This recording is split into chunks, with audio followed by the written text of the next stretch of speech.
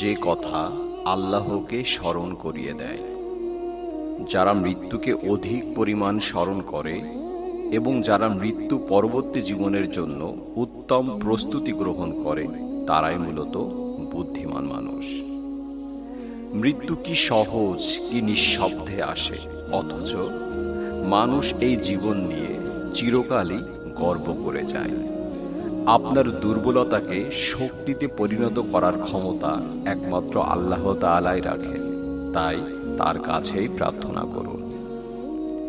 নিজেকে দুশ্চিন্তা মুক্ত রাখতে মহান আল্লাহ তাআলার উপর ভরসা রাখুন, কেননা আপনার জন্য কোনটি কল্যাণকর তা একমাত্র তিনিই ভালো জানেন।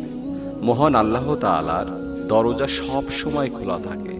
আপনি যতই পাপী হন না কেন, আপনি যদি আল্লাহর কাছে ফিরে আসেন, আল্লাহ আপনাকে ক্ষমা করে দিবেন। ছোট ছোট গুনাহকে কখনো হালকা মনে করবেন না, কারণ সামান্য আগুন থেকে বড় অগ্নিকাণ্ডের সৃষ্টি হয়। অবশ্যই আমি তোমাদের পরীক্ষা করব কিছুটা ভয়, ক্ষুধা, মাল ও জানের ক্ষতি এবং ফসল বিনষ্টের মাধ্যমে, তবে সুসংবাদ দাও ধৈর্যশীলদের। অহংকার হচ্ছে সত্যকে উপেক্ষা করা এবং মানুষকে তুচ্ছ তাচ্ছিল্য করা।